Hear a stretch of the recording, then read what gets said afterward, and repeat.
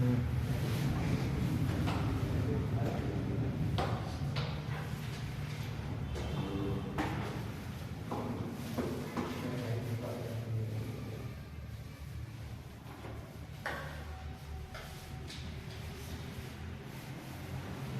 ये biotic factor समझ में आए थे? Yes sir. ये बायोटिक फैक्टर में हमने पढ़ा था टेम्परेचर, वाटर, लाइट और एडाप्टिव फैक्टर में पढ़ा था सॉइल। ये चार फैक्टर्स हैं जो एक लिविंग ऑर्गेनिजम्स को या दुनिया में रहने वाले जितने भी बायोटिक कंपोनेंट्स हैं उन्हें अफेक्ट करते हैं। आपको लिविंग ऑर्गेनिजम्स के तौर पर ह्यूमंस, एनिमल्स, प्लांट्स, जितने भी ऑर्गेनिजम्स हैं ये सब बायोटिक कंपोनेंट्स के तौर पे याद रखना है, ठीक है? ए बायोटिक फैक्टर और नॉन लिविंग थिंग्स में थोड़ा सा डिफरेंस होता है, ये भी मैंने बताया था। देखो हर non living things living organisms के लिए जरूरी नहीं है। जैसे pen, pencil, bench, sofa, bike, ये सब चीजें आपके लिए इतनी जरूरी नहीं है। लेकिन एबायोटिक फैक्टर्स जो होते हैं ना, क्या आपके लिए बहुत ज्यादा जरूरी होते हैं। जैसे टेम्परेचर, लाइट, एयर, ये सब बहुत ज्यादा जरूरी है। इनके बिना आप नहीं जी सकते, ठीक है? लास्टली मैं आपको बता रहा था कि ऑर्गेनिज्म जो होते हैं ना वो तीन कैटेगरीज में डिफाइंड है। On the basis of response to the abiotic rough कर दूं? Yes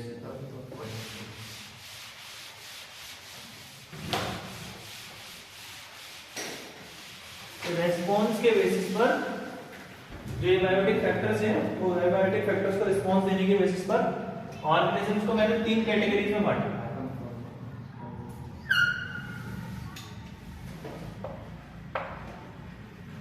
Organisms on the basis of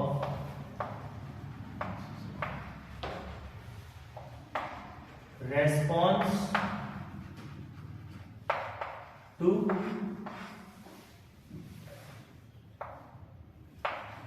abiotic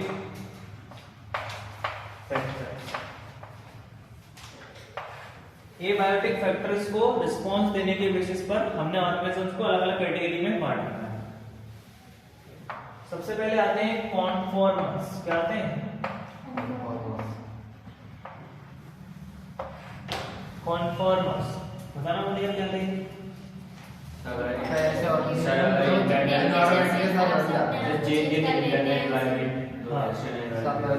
क्या होता है? कॉन्फॉर्मर जो होते हैं ना, सुनो मेरी बात,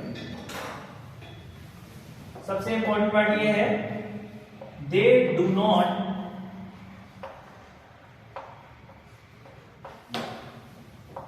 मेंटेन कांस्टेंट बॉडी टेम्परेचर। ये अपनी बॉडी का टेम्परेचर कांस्टेंट नहीं रख सकते, ठीक है? कॉन्फॉर्मर्स वो होते हैं जो अपनी बॉडी के टेम्परेचर को कांस्टेंटली मेंटेन नहीं कर सकते। सेकंड थिंग हमको ये याद रखना पड़ेगी, कॉन्फॉर्मर जो होते हैं their body temperature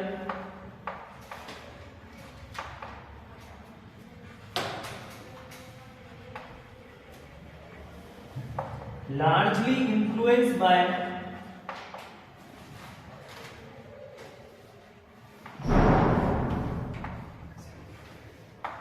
surrounding temperature।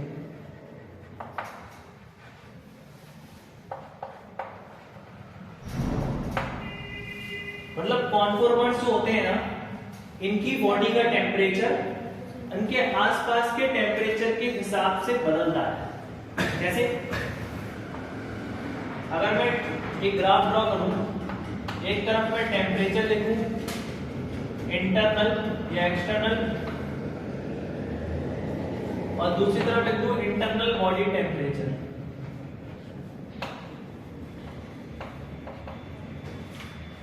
तो सुनो, कॉन्फॉर्मर्स का टेम्परेचर कैसे बढ़ता है, कैसे कम होता है? अगर बाहर का टेम्परेचर बढ़ रहा है तो कॉन्फॉर्मर्स का भी टेम्परेचर बढ़ेगा। मतलब का ये है कहने का कि अगर बाहर गर्मी बढ़ रही है तो कॉन्फॉर्मर्स के अंदर भी गर्मी बढ़ेगी। अगर बाहर सर्दी बढ़ रही है तो कॉन्फॉर्मेंस के अंदर सर्दी भी बढ़ेगी। क्या क्रोकोडाइल है। जितने भी कोल्ड ब्लडेड एनिमल्स होते हैं ना, कोल्ड ब्लडेड, लिजार्ड्स वगैरह, सुनो, लिजार्ड्स वगैरह जो होते हैं, रेप्टाइल्स वगैरह जो होते हैं ना, ये सभी जो होते हैं ये ज्यादातर कोल्ड ब्लडेड होते हैं। क्या होते हैं? कोल्ड ब्लडेड एनिमल्स को हम कहते हैं पोइकिलोथर्मस। क्या कहते हैं? पोइकिलोथर्मस। जिन एनिमल्स का ब्लड कोल्ड होता है उन्हें कहते हैं कोल्ड ब्लडेड या पोइकिलोथर्मस। तो ऐसे एनिमल्स अपने बॉडी का टेम्परेचर कांस्टेंट नहीं रख सकते। याद रखना इस बात को। ये एनिमल्स अपने बॉडी का टेम्परेचर क्या नहीं रख सकते? कांस्टेंट। तो क्या होता है, इन्हें अपने आप को क्या करना पड़ता है? छुपाना पड़ता है। ठीक है, हाइड करना पड़ता है। जैसे कि मैंने तुम्हें एक वर्ड पढ़ाया था, हाइबरनेशन। पढ़ाया? हाँ, हाइबरनेशन। तो जो लोग सर्दियों को बियर नहीं कर सकते क्योंकि इनका बॉडी टेम्परेचर अंदर का क्या है? कोल्ड। क्या है? और बाहर भी क्या पड़ रही है? सर्दी। तो क्या करेंगे? ये ऐसी कंडीशंस में अपने आप को छुपा लेते हैं। जैसे अभी तुम्हें कोई भी छिपकली नहीं दिखेगी, अभी ना तुम्हें कोई सांप दिखेगा, कोई नहीं दिखेगा, क्योंकि ये सब ठंड के मारे छुप गए हैं अंदर। क्या हुए? एक्चुअली में इनको ठंड ज्यादा लगती है, तो ठंड लगने की वजह से ये क्या है? घुस चुके हैं अंदर। इसमें सॉइल के अंदर, ताकि ये अपने बॉडी के टेम्परेचर को मेंटेन कर सके। अगर बाहर निकल आएंगे तो मर जाएंगे। क्लियर है? आया समझ? तो हाइबरनेशन का मतलब होता है विंटर स्लीप। क्या होता है? सर्दी में सो जाना। जब तक सर्दियां हैं तब तक सो जाओ। इसका सबसे अच्छा एग्जांपल है बियर। कौन? भालू। भालू को बहुत सर्दी लगती है, तो भालू पूरी सर्दी में सोता है, कोई काम नहीं करता। सोने से सर्दी नहीं लगती? नहीं, सोने से सर्दी वाली बात नहीं है। सोने से वो अपने आप को बचा लेता है, सरवाइव करा लेता है। ये हाइबरनेशन क्या है? कुछ समय के लिए छुप जाना है, सर्दी से बचने की एक तरीका है। कुछ एनिमल्स होते हैं जो सर्दियों के मौसम में अपने आप को बचाने के लिए छुप जाते हैं। क्या कर जाते हैं?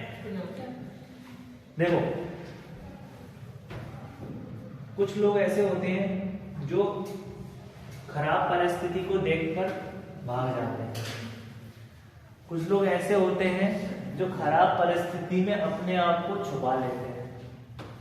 क्या होता है, जब सिचुएशन खराब होती है, सपोज करो तुम्हारा दिन खराब चल रहा है या दिन खराब आ गया, तुम किसी से ही बात कर रहे हो, उससे लड़ाई हो रही है, तो अब तुम्हारे पास दो तरीके हैं। या तो तुम ग्वालियर छोड़ के चले जाओ, तो एक नई जगह पे रहने लगो, विदेश में चले जाओ। दूसरा तरीका ये है कि तुम लोगों से बोलना बंद करो, तुम अपना सोशल नेटवर्क कम करो, क्योंकि तुम्हें पता है कि तुम अभी किसी से बोल रहे हो, कुछ भी लड़ाई हो रही है। तो इसलिए क्या करो, कुछ दिन के लिए अपने आप को शांत कर लेंगे। तो होगा क्या, जब तुम्हारे दिन अच्छे आ जाएंगे तो तुम फिर किसी से भी बोलोगे तो सब नॉर्मल ही रहेगा। तो दो तरीके से आदमी अपने आप को बचा सकता है, या तो वो वहां से चले जाए दूर कहीं, या फिर अपने आप को छुपा ले कि ऐसा कोई व्यक्ति यहाँ रहता भी है, नहीं हमें नहीं पता। इस तरीके से अपने आप को छुपा ले। तो ऐसा ही कुछ ये लोग करते हैं। ये लोग भाग तो सकते नहीं है, तो ये अपने आप को छुपा लेते हैं। क्या कर लेते हैं?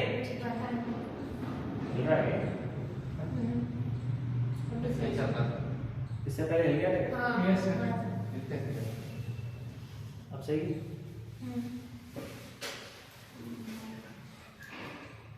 हिला? Yes sir. हाँ।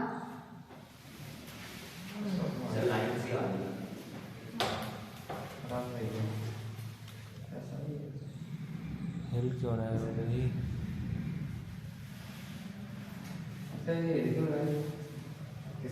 केवल सर बोले ले सर, ये सब माइक से चलो ठीक है, सुनो इधर देखो। इतनी बात समझ में? हाइबरनेशन का मतलब क्या है? विंटर स्लीप, सर्दी में सो जाना।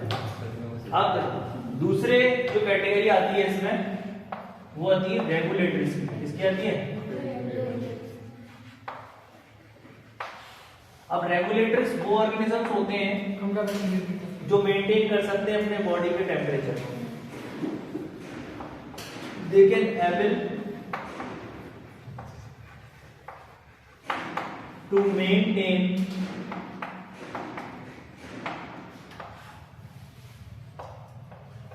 Constant body temperature.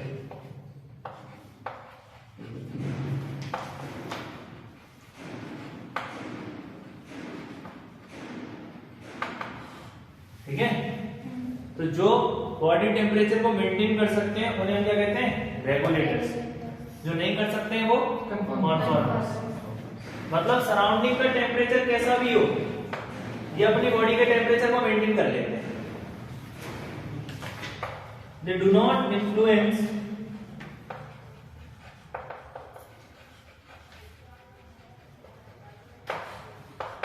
their body temperature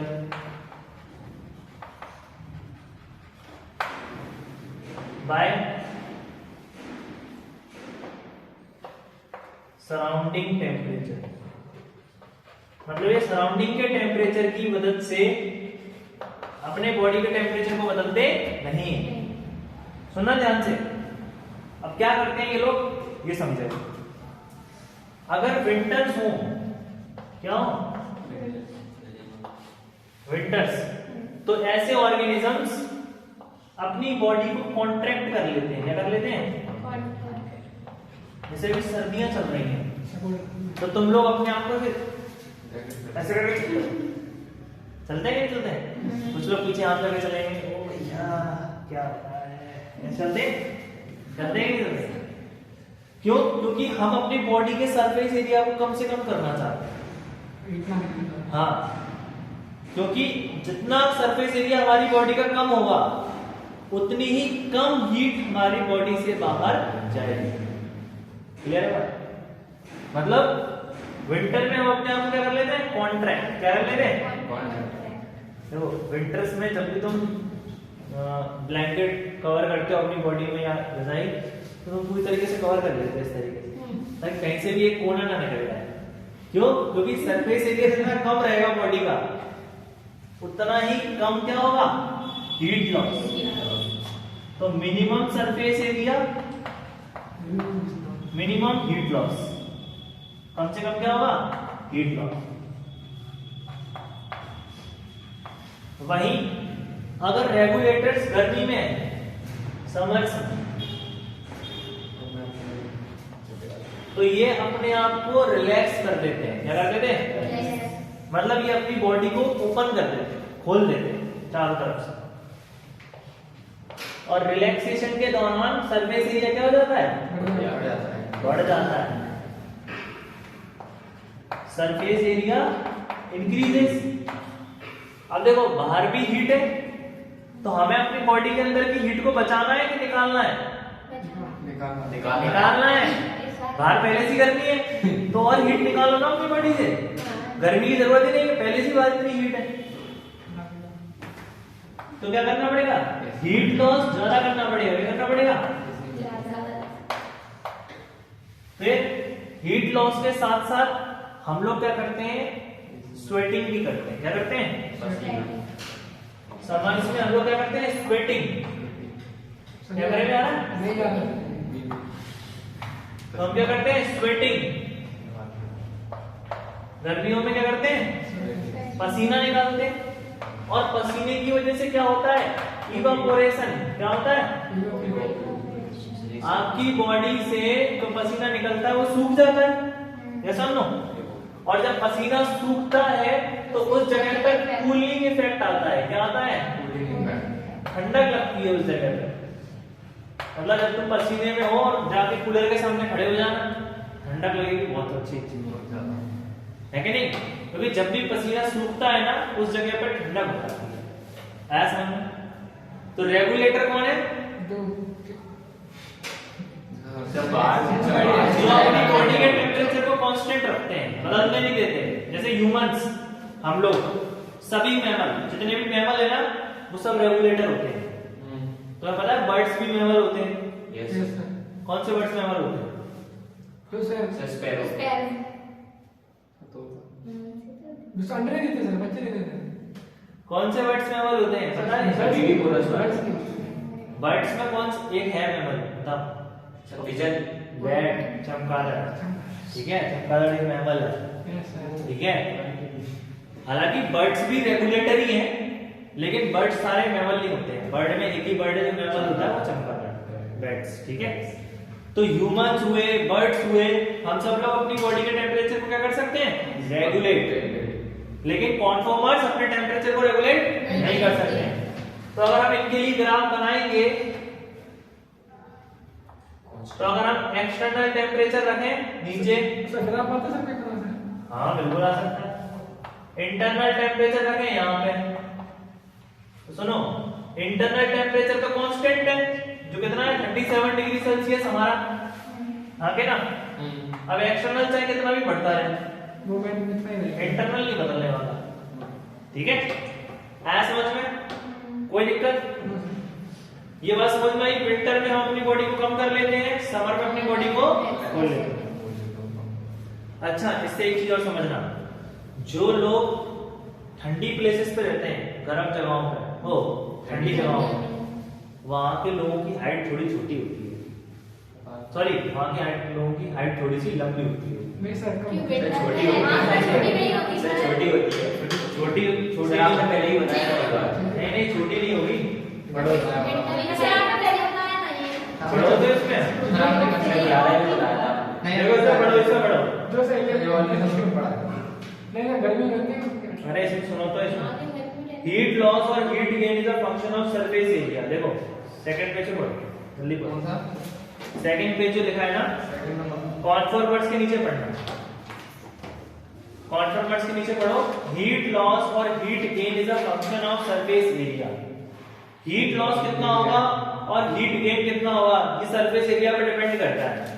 surface area ज्यादा होगा तो हीट लॉस ज्यादा होगा, सरफेस एरिया कम होगा तो हीट लॉस कम होगा। सर मोटे लोगों में ज्यादा होगा। हाँ, सरफेस एरिया ज्यादा है। Since small animals have a larger surface area, लिखा हुआ है जो एनिमल छोटे होते हैं। अच्छा, तुमने एक चीज सुनी होगी, पाउडर होता है, पाउडर। कौन सा? पाउडर, अरे कोई भी पाउडर, किसी भी चीज के पाउडर फॉर्म बना दो ना, उसका सरफेस एरिया बढ़ जाता है। सरफेस एरिया का मतलब क्या है कि उसका पूरा एरिया है ना, वो सराउंडिंग के कांटेक्ट में आ जाए। ठीक है, छुपे ना कोई एरिया। तो जिन ऑर्गेनिजम्स का जो बॉडी साइज छोटा होता है, कैसा होता है, तो उनका सरफेस एरिया ज्यादा होता है। क्या होता है? क्योंकि उनकी पूरी की पूरी बॉडी खुली हुई है चारों तरफ से, सराउंडिंग के कांटेक्ट में। जैसे तुम बॉल लेके आना है, स्फेरिकल बॉल, अब बॉल को तुम किसी भी एंगल पे रख दो, वो चारों तरफ से सराउंडिंग के कांटेक्ट में। तो याद रखना, जो साइज छोटा हो जाता है, क्या हो जाता है, जितना छोटा साइज होगा, जितना छोटा साइज, उसको छुपाना होता है, मुश्किल होता है। वायरस वायरस तो देखने योग्य नहीं है। तो सुनो, उसमें क्या लिखा है, since small animals have a larger surface area, छोटे एनिमल्स का जो सरफेस एरिया होता है वो क्या होता है, ज्यादा होता है।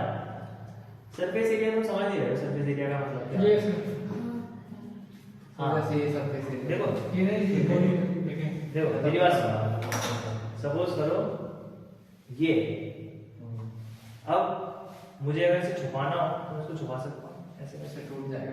अरे सुनो, छुपा दिया मैंने इसे। इतना देखो पहले इसका सरफेस एरिया ज्यादा था, अब कम हो गया। अब मैंने इसको कम कर दिया। सर बड़ी चीज का सरफेस एरिया कम किया जा सकता है। अब देखना, इसको ले लो, क्या इसको छोटा कर सकता हूँ मैं? बस छोटे ही हैं। तो इसका सरफेस एरिया ज्यादा है ना, चारों तरफ से वो एयर के कांटेक्ट में। ऐसा नहीं है इसमें। साइज छोटा हो जाने से सरफेस एरिया बढ़ जाता है। इसीलिए जो पाउडर होता है ना, पाउडर का सरफेस एरिया ज्यादा होता है और उसका जो सॉलिड फॉर्म होगा उसका सरफेस एरिया कम होता है। जैसे तो पनीर लेना, पनीर को जब हम किसते हैं ना, तो देखो पूरे पेटी इस पे कवर हो जाता है क्योंकि छोटा छोटा करके वो सब जगह फैल गया। ऐसा तो बड़ा एक जगह पे नहीं रहता है। सही आ गया। क्लियर है?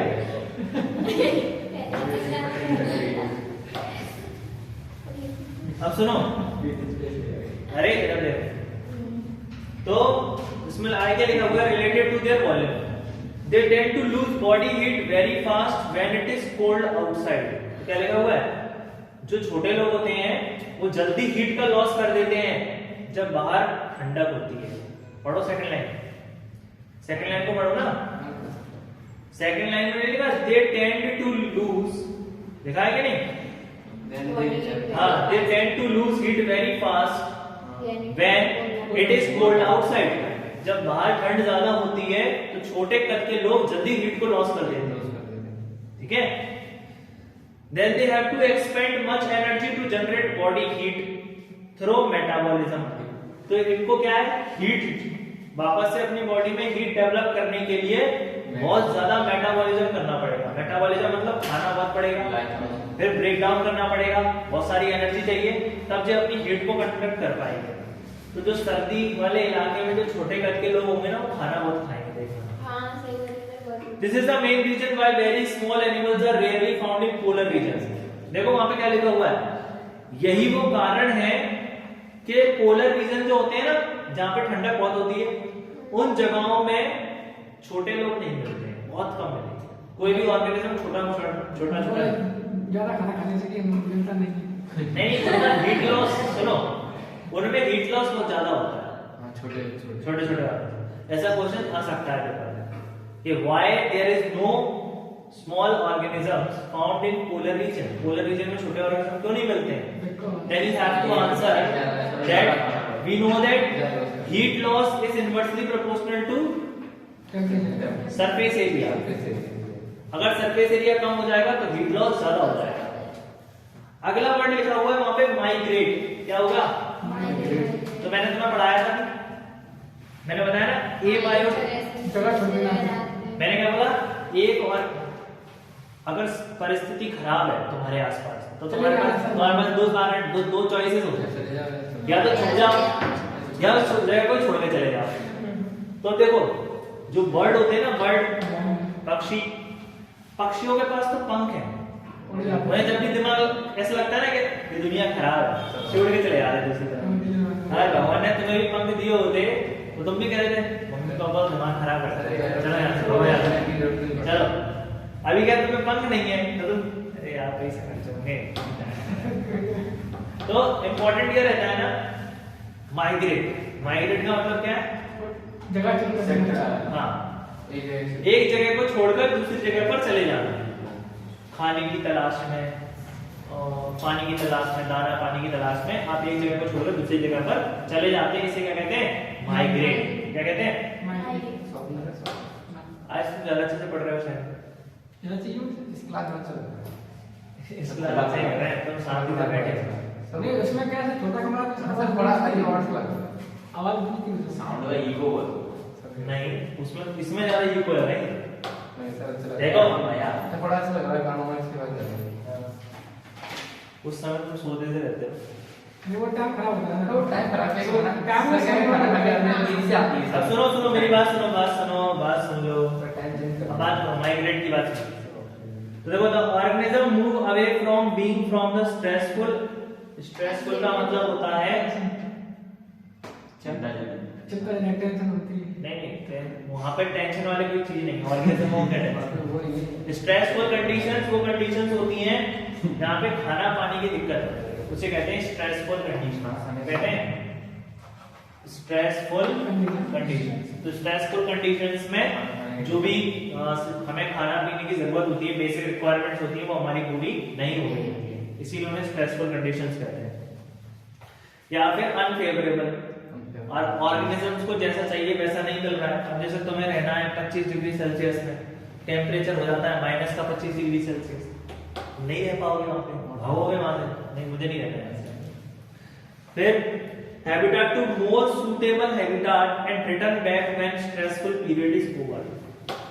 अब देखो, एक पक्षी है जिसका नाम है साइबेरियन क्रेन। वो सब इंडिया आते हैं सर। हाँ इंडिया वाले। ठीक है, माइग्रेटरी वर्ड बोलते हैं। हाँ माइग्रेटरी वर्ड बोलते हैं। साइबेरिया से आते हैं। हाँ बिल्कुल सही। अंडे देने के लिए। अब सुनो लिखा ऑर्गेनिज्म बता सही बता रहा है वो, साइबेरियन क्रेन नाम के बताएंगे क्या? हिला के नहीं सर। सर आप इसमें लाल लाल लग रहे हो। ये सर अभी कॉन्टैक्ट करें सर आप। क्या भैया के वीडियो में लाल लाल लग वहाँ सर्दी पड़ती थी सर मेरे साथ आते हैं बना के। एक बर्ड है इसका नाम है साइबेरियन क्रेन। मेरे को पता था। व्हाइट कलर का होता है, किस तरह का होता है? बगुला देखा, बगुला बगुला जैसे दिखता है। तो ये जो साइबेरियन क्रेन नाम का पक्षी है ये इंडिया आता है। कहाँ आता है ये? इंडिया। कहाँ से आपका? साइबेरिया, ऊपर नॉर्थ से आता है। ठीक है, आता कब है ये? समर के टाइम पे आता है, जब हमारे यहाँ समर होता है तब। ठीक है, सुनो मेरी बात। फिर जैसे ही हमारे यहाँ विंटर्स आते हैं ना, ये वापस से ऊपर चला जाता है। ठीक है, इस तरीके से ये मूव करता है। तो माइग्रेट का मतलब है कि ऑर्गेनिज्म कुछ समय के लिए अपने घर को छोड़ के दूसरी जगह चला गया, और जब अपने घर पे स्थिति सही हुई तो लौट के वापस अपने घर आए। देखो हमने इंग्लिश में भी लिखा है, पढ़ो। द ऑर्गेनिज्म मूव फ्रॉम, देखो, move for time being from stressful unfavourable habitat to more suitable habitat. देखो, अनौपचारिक परिस्थिति को छोड़कर, मतलब एक ऐसी परिस्थिति को छोड़कर जो खराब है, एक अच्छी परिस्थिति में चला जाता है। एंड रिटर्न बैक, लिखा हुआ है वहां पे, and return back when stressful period is over. जब सब कुछ सही हो जाता है तो वो लौटकर वापस आ जाता है। ठीक है, Many birds undertake long distance to migrate to more hospitable areas. Hospitable यहाँ पे hospitable शब्द का मतलब है जहाँ पर उन्हें आरामदायक जगह मिले। ठीक है, अब देखो वहां पे लिखा है Siberia birds migrate to Keoladeo national park, Bharatpur, India. Underline कर लो, ये पेपर में पूछा जा सकता है। एग्जाम्पल के तौर पे याद रख लेना माइग्रेट का। क्योलाडो नेशनल पार्क कहाँ पे? भरतपुर में। क्या था सर? पार्क? हाँ, नेशनल पार्क है, क्योलाडो नेशनल पार्क। तो साइबेरिया की जो बर्ड होती हैं वो आ जाती है क्योलाडो नेशनल पार्क, भरतपुर, इंडिया। उसके बाद वहां पे एक शब्द लिखा हुआ है सस्पेंड। निकाल देना नहीं, सस्पेंड का मतलब होता है कुछ समय के लिए रुक जाना। सस्पेंड, बायो में सस्पेंड का मतलब होता है कुछ समय के लिए रुक जाना। तो इन micro organism like bacteria and fungi in lower plants, a thick walled spore is formed which help them to survive unfavorable conditions. These spores germinate on return of the suitable condition in higher plants, seeds and some other vegetative reproductive structure. अब देखो, मैंने 10th class में एक topic है multiple fission. Multiple fission में क्या बताते हैं एक और कि अगर कोई ऑर्गेनिज्म अनफेवरेबल कंडीशन में रिप्रोडक्शन करना चाहता है तो उसके चारों तरफ एक लेयर बन जाती है, और उसकी बॉडी के अंदर न्यूक्लियस के डिवीजन होते रहते हैं लगातार। अभी उसने साइटोकाइनेसिस नहीं किया है, सेल वॉल को डिवाइड नहीं किया है, सिर्फ न्यूक्लियस को डिवाइड कर रहा है अंदर कंटिन्यूअसली। अब जब भी अनफेवरेबल कंडीशंस खत्म होती हैं, जब भी वो स्ट्रेस वाली कंडीशंस खत्म हो जाती हैं, वैसे ही ये जो बाहर की लेयर है ना, इसको हम लोग सिस्ट कहते थे, आउटर कवरिंग, तो फूट जाती है और बहुत सारे स्पोर्स निकल जाते हैं। इसका एक और भी तो बाइनरी फिजन अनफेवरेबल कंडीशन में नहीं होता है, वो तो कभी नहीं हो जाता है। मल्टीपल फिजन का बता रहा हूं मैं। तो सस्पेंड का मतलब क्या है कि कुछ ऑर्गेनिज्म कुछ समय के लिए अपनी बॉडी को या अपने बॉडी के मेटाबॉलिज्म को रोक लेते हैं। क्या कर लेते हैं? Some organism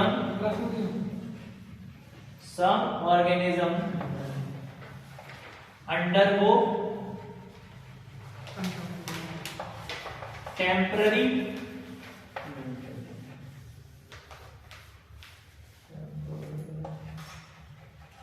temporary stoppage of metabolic processes. तो कुछ ऑर्गेनिजम्स क्या करते हैं, जब अनफेवरेबल कंडीशंस होती हैं तो अपनी बॉडी को कुछ समय के लिए रोक लेते हैं, अपनी बॉडी की जितनी मेटाबॉलिक एक्टिविटी है उन्हें रोक लेते हैं। कई बार बेटा पेपर में क्वेश्चन पूछते हैं, बताओ सस्पेंड और हाइबरनेशन में क्या अंतर है। हाइबरनेशन, देखो हाइबरनेशन में उसने मेटाबॉलिक ग्रोथ को नहीं रोका है, वो बस थोड़ी देर के लिए दुनिया से छुपा हुआ है, सोता भी नहीं है, बस छुपा हुआ है उसका। उसके अंदर मेटाबॉलिक ग्रोथ तो चल रही है, बस थोड़ी सी स्लो हो गई है, यहाँ पे कुछ समय के लिए रुक जाती है। तो इस प्रोसेस को हम कहते हैं डायापॉज। क्या कहते हैं? डायापॉज। ठीक है, तो पेपर में पूछ लेते हैं what is the difference between diapause and hibernation. अब देखो हाइबरनेशन की तरह एक और शब्द होता है एस्टिवेशन, पढ़ा तो हम शायद इवोल्यूशन, इसको समर स्लीप कहते हैं। जो ऑर्गेनिज्म समर में नहीं निकल सकते समर स्लीप में चले जाते हैं, एस्टिवेशन। नीचे ये दोनों वर्ड लिखे हैं, ये सर ये डायबिटीज नहीं होता है, मेटाबॉलिक प्रोसेस को रोकने में। हाँ कुछ समय के लिए अनफेवरेबल कंडीशन। देखो लिखा भी है लास्ट लाइन में, देखना द मेटाबॉलिक एक्टिविटीज, देखो देखो नीचे लिखा है, दिखा है जो सस्पेंड वाला लिखा है ना, सस्पेंड वाले के नीचे में लिखना, सस्पेंड वाले के लास्ट में देखो the metabolic activities are reduced to minimum during this dormant period. मतलब बहुत ही कम हो जाती है, बहुत ही मिनिमम, ना के बराबर, कम से कम, बस इतनी होती है कि इंसान मरे ना, जिंदा रहे। फिर हाइबरनेशन पढ़ चुके हैं, एग्जांपल याद रखना हाइबरनेशन का। एस्टिवेशन में एक स्नेल है, क्या है? फिर डायापॉज अभी पढ़ा दिया, पानी में दे रखो। हाँ, जू प्लैंक्टन्स में देखने को मिलते हैं, पानी में पानी के साथ बहने वाले, खेत में होते हैं। पानी के साथ बहने वाले एनिमल्स, जू प्लैंक्टन्स। किसका क्या सस्पेंड है? हाँ ये डायापॉज। डायपॉज। अब देखो क्या लिखा हुआ, adaptation is the attribute of organisms morphologically, physiological and behavioral change that enables the organism to survive and reproduce in its habitat। अब देखो अलग अलग ऑर्गेनिज्म अलग अलग सराउंडिंग में अपने आप को ढालता है ताकि उस सराउंडिंग में वो रिप्रोड्यूस कर सके, सरवाइव कर सके, तो उसके माहौल की तरफ से अपने आप को ढालना होता है। कुछ एग्जांपल दिए हुए हैं, जैसे कि kangaroo rat in North America desert. Kangaroo rat एक ऑर्गेनिज्म है जो कहां पे रहता है? नॉर्थ अमेरिका के डेजर्ट में। अब वहां पे पानी नहीं मिलता है, क्या नहीं मिलता है? तो कंगारू रैट ऐसा ऑर्गेनिज्म बन गया है दुनिया में जिसको पानी की जरूरत ही नहीं पड़ती, कभी भी नहीं, वो कभी भी पानी नहीं पीता, क्योंकि वो ऐसे इलाके में रहता है जहाँ पानी नहीं, तो उसने बिना पानी के रहना शुरू कर दिया। ठीक है, और अब तो वो ऐसा हो गया है कि अगर उसको पानी पिला दिया तुमने धोखे से तो मर जाए। तो नहीं, वही तो बता रहा हूं कि परिस्थिति के अनुसार हम लोग अपने आप को बदल लेते हैं। ठीक है, और इस तरीके से बदलते हैं, इसी को तो हमने एडेप्टेशन कहा था कि परिस्थिति के अनुसार अपने आप को ढाल लेना, उसी को कहा था एडेप्टेशन। एवोल्यूशन में पढ़ा था नहीं यार? Yes sir. तो जो कंगारू रैट है वहां रहता है नॉर्थ अमेरिकन डेजर्ट में, वहां पे क्या लिखा हुआ है? It fulfil the water requirement by internal oxidation of fat in absence of water. जब उसे पानी की जरूरत पड़ती है तो वो अपने ही फैट को ऑक्सीडाइज करके पानी निकाल लेता है। ठीक है, तो वो अपनी बॉडी के अंदर ही पानी बना लेता है। आया समझ में? It also has the ability to concentrate its urine so that minimum volume of water is used to remove excretory product। अब क्या करता है, इसके पास ये एबिलिटी है कि ये अपनी यूरिन को कंसंट्रेटेड कर ले। क्या कर ले? जैसे तुमने देखा होगा कभी कभी तुम्हारी यूरिन का कलर डार्क येलो आता है, कभी कभी यूरिन का कलर व्हाइट आता है। तो जब तुम ज्यादा पानी पी लेते हो तो व्हाइट आने लगता है, कम पानी पीते हो तो येलो आता है, ऐसा ना?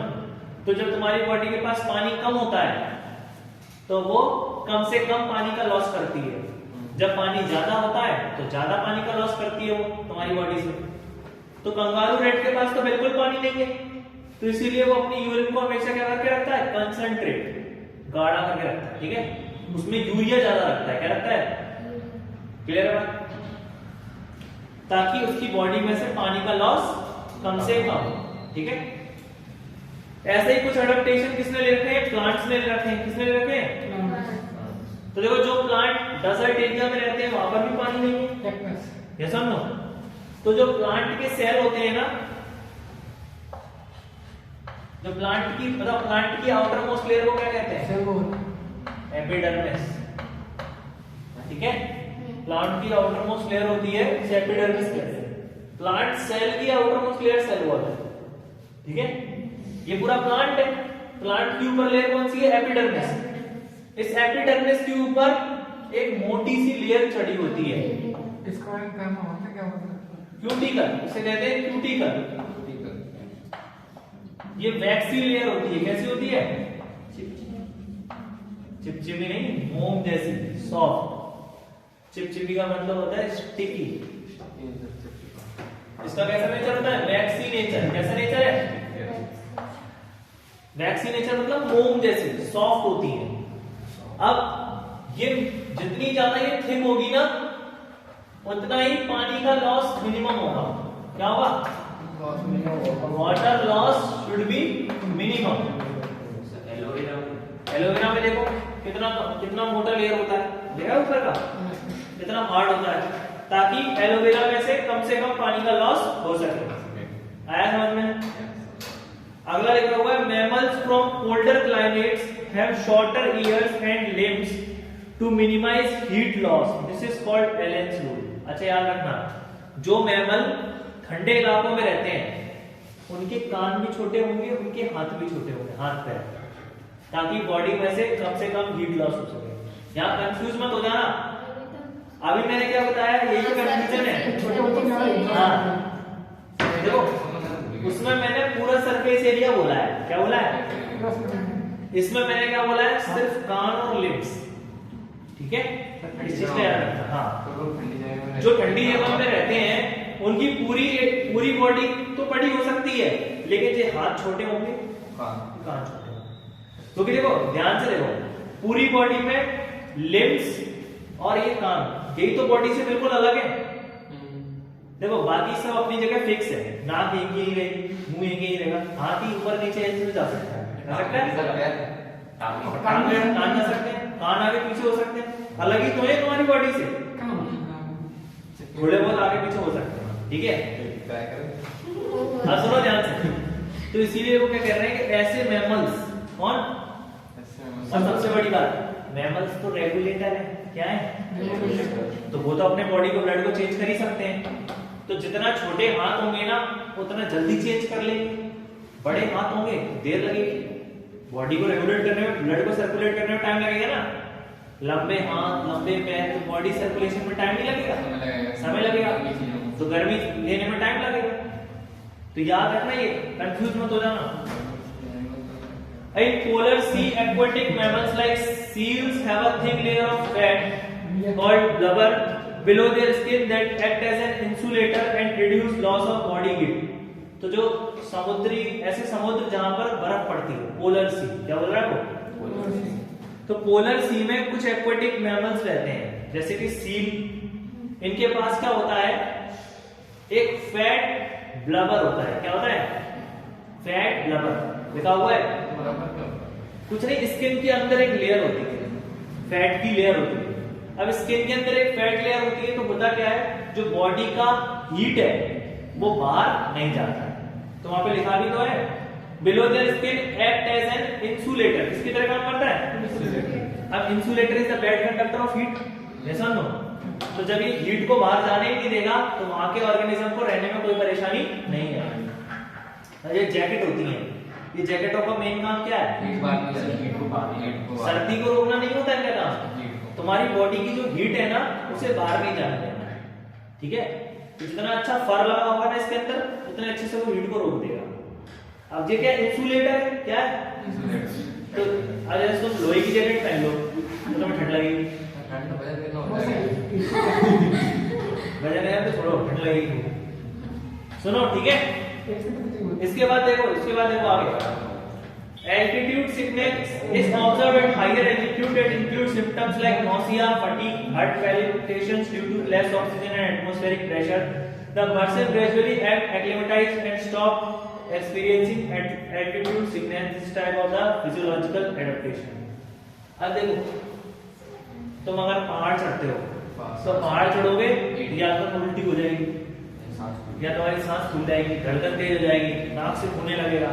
वो पढ़ा था एनोक्सिया, उसमें क्या होगा, ऊपर जाते हैं तो हेनरी लॉ के हिसाब से प्रेशर कम हो जाता है, यस और नो, ऑक्सीजन का कंसंट्रेशन कम है ऊपर तो प्रेशर भी कम हो जाएगा, तो तुम्हारी बॉडी में ऑक्सीजन की कमी होने लगती है, ठीक है। लेकिन अगर तुम ऊपर जाके रहने लगे उस कम ऑक्सीजन में, तो धीरे धीरे क्या है, तुम्हें कम ऑक्सीजन की ही आदत हो जाएगी, ठीक है।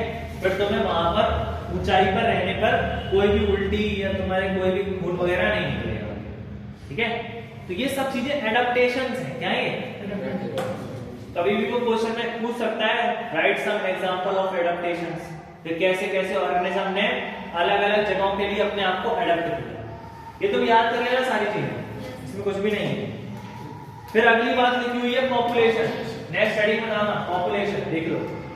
अब पॉपुलेशन का मतलब क्या है, जब एक ही ऑर्गेनिजम्स के कई सारे लोग एक जगह मिलते हैं तो उसे कहते हैं population.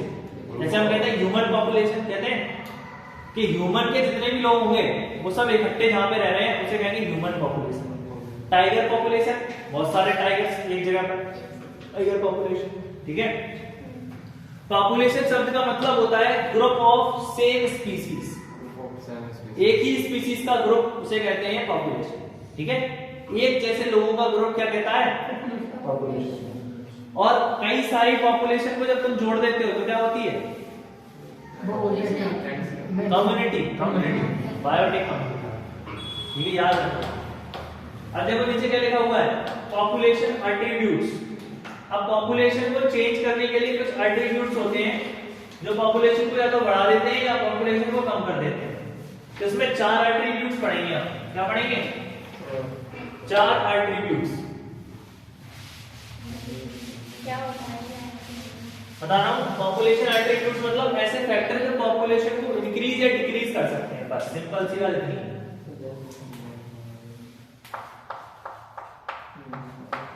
Population attributes,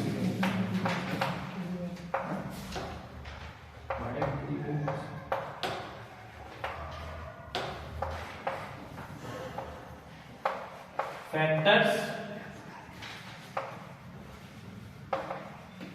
which change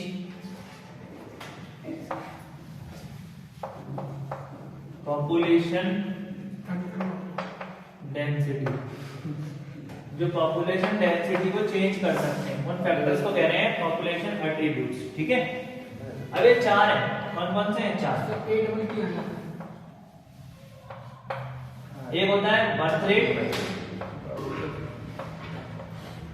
अब देखो बर्थ रेट का मतलब होता है कि कितने नए ऑर्गेनिज्म पैदा हो गए, जैसा नो, अरे मोबाइल में चला, हाउ मैनी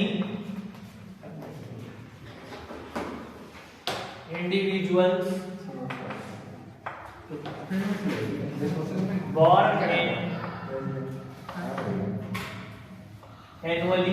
born annually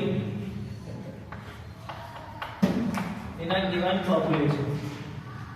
एक पॉपुलेशन में हर साल कितने लोग ऐड हो रहे हैं, पैदा हो रहे हैं, इसको कहेंगे बर्थ रेट। क्या कहेंगे, बर्थ रेट। बर्थ रेट का फॉर्मूला होता है, इसका ऐसा फॉर्मूला होता है, हाँ,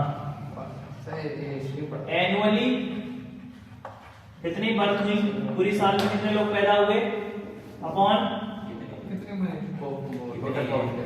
मीडियर पॉपुलेशन, 20 साल में पूरे उस एरिया की कितनी पॉपुलेशन, मीडियर पॉपुलेशन इनटू 100, ठीक है। अब सुनो ध्यान से, तो मैं सीधे सीधे पता है, अगर बर्थ रेट बढ़ेगा तो पॉपुलेशन बढ़ेगी, ज्यादा लोग पैदा होंगे तो पॉपुलेशन बढ़ेगी ना, सीधी सी बात है। इसी का अपोजिट क्या होता है, डेथ रेट। क्या होता है, अब लोग मरेंगे तो पॉपुलेशन कम हो जाएगी, सीधी सी बात। नहीं है समझ? यस नहीं है समझ? डेथ रेट पॉपुलेशन को कम करता है और ये पॉपुलेशन को, तो ये पॉजिटिव फीडबैक देता है, ये नेगेटिव फीडबैक देता है। डेथ रेट इसका फॉर्मूला क्या होता है, annual death upon median population 200।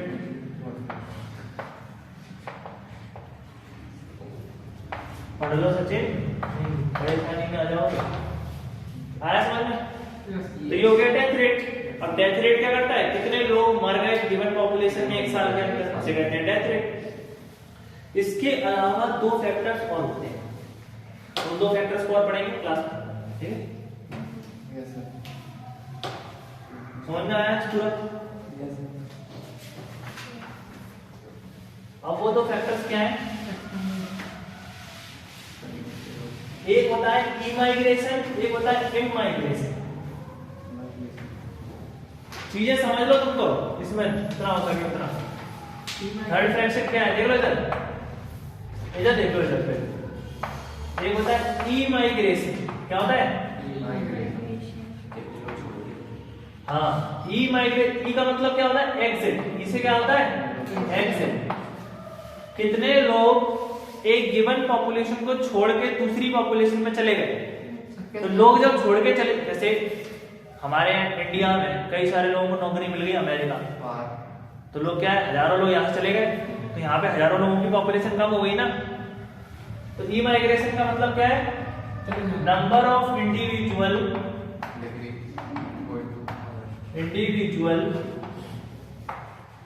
Migrate to other population, वो दूसरी पॉपुलेशन में चले गए, अपनी पॉपुलेशन को छोड़।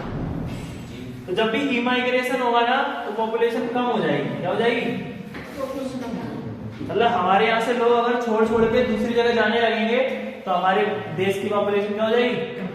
जैसे गांव में क्या होता है, गांव के लोग छोड़ छोड़ के शहर आ गए तो गांव में इमाइग्रेशन हो गया, गांव की पॉपुलेशन कम हो रही है। फोर्थ होता है इमाइग्रेशन, क्या होता है, अब इमाइग्रेशन का मतलब होता है कि कहीं से लोग हमारे यहाँ आ रहे हैं, वैन, हाँ, इससे पॉपुलेशन बढ़ जाएगी। अब बताओ इसमें क्या समझने लायक, when number of individual add in other population, add in present population.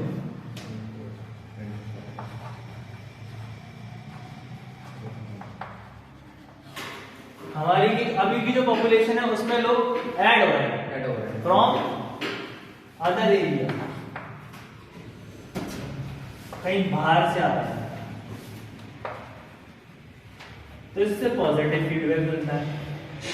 ठीक है, तो कभी भी पॉपुलेशन बढ़ती है तो उसके दो फैक्टर हैं, एक तो बर्थ रेट बढ़ रहा होगा या उसमें लोग बाहर से आ रहे हैं, और कम हो रही है तो दो फैक्टर हो सकते हैं, या तो लोग ज्यादा मर रहे हैं या फिर लोग छोड़ छोड़ के जा रहे हैं। नहीं है ऐसा?